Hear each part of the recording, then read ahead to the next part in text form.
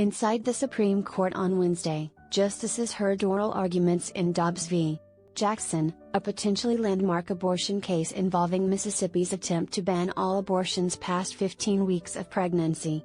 Experts agree, based on what some justices asked during arguments, that the court's conservative majority is prepared to not only uphold the Mississippi law but perhaps take an axe to the fundamental abortion rights guaranteed by Roe v.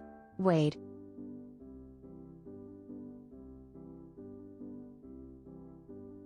Outside, on the steps of the Supreme Court, lawmaker after lawmaker offered a potential solution: the Senate needs to pass the Women's Health Protection Act, WHPA.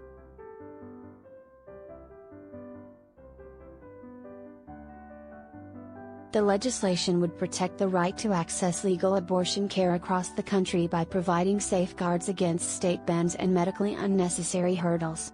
The bill, which passed with historic support in the House in September, would outlaw all abortion restrictions that are more burdensome than those restrictions imposed on medically comparable procedures, do not significantly advance women's health or the safety of abortion services, and make abortion services more difficult to access.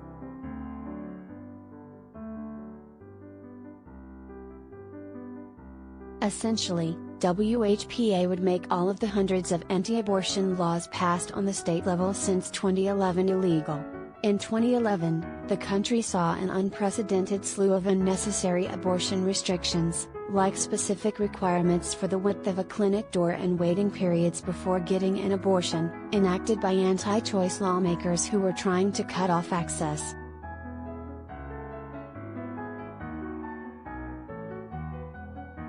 The court may never say Roe v. Wade is overturned, it may just chip away at it. That's why in that building, in the United States Capitol, we need the Women's Health Protection Act, said Senator Richard Blumenthal, Democrat, Connecticut.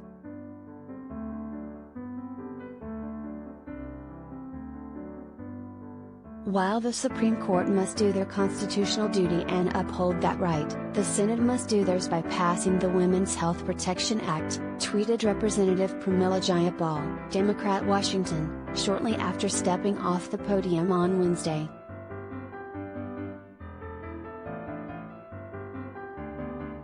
It's likely that the law would face serious challenges in court, and probably end up back in front of the same 6-3 conservative majority, but that's a fight many Democrats and abortion advocates want to have. The Women's Health Protection Act would make the provisions of Roe v. Wade the law of the land regardless of what zip code you are in. There would be challenges, of course, but yes, it would be indeed the law of the land, Representative Judy Chu, Democrat, California, the lead sponsor of the bill, told HuffPost.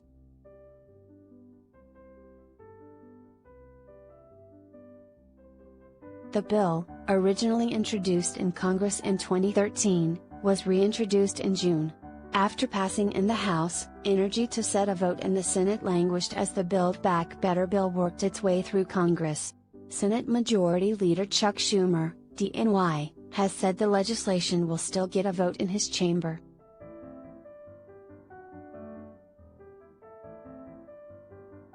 A serious effort to enact the WHPA would almost certainly have to involve eliminating the Senate filibuster. Senator Susan Collins, Republican, Maine, said Wednesday that she opposes the WHPA, though supports codifying Roe in some fashion, but in any event, it's extremely unlikely that 9 other Republican senators agree, meaning any such legislation would never clear the current 60-vote threshold.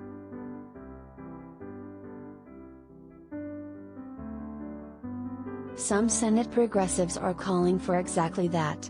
Senator Ed Markey, D-Mass, said in a release Wednesday morning, "We must act immediately, including abolishing the filibuster if necessary, to pass federal legislation that protects millions of Americans' access to legal abortion care."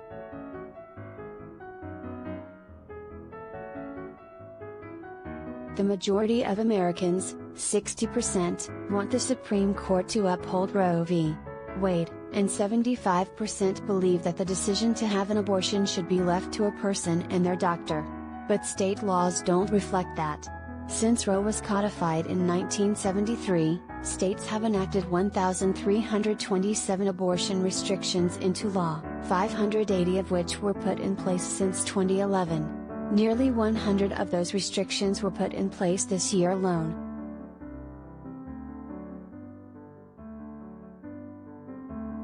The Women's Health Protection Act is really about helping to ensure that abortion access is more available across the country. We're not in the situation where getting an abortion in Louisiana looks all that much different than getting an abortion in New York, explained Elizabeth Nash, a principal policy associate at the Guttmacher Institute.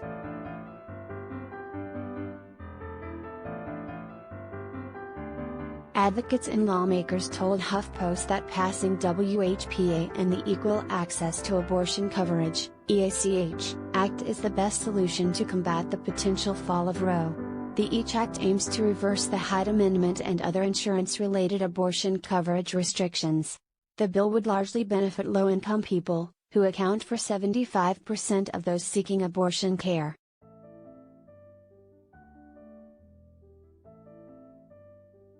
People who are on Medicaid, people who are poor, have a financially burdensome job when trying to access abortion, Representative Lois Frankel, Democrat Florida, a sponsor of WHPA, told HuffPost.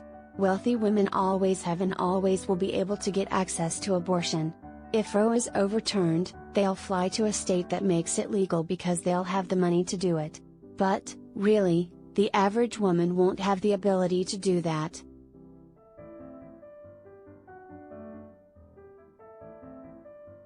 There is no set date for a Senate vote on the Women's Health Protection Act.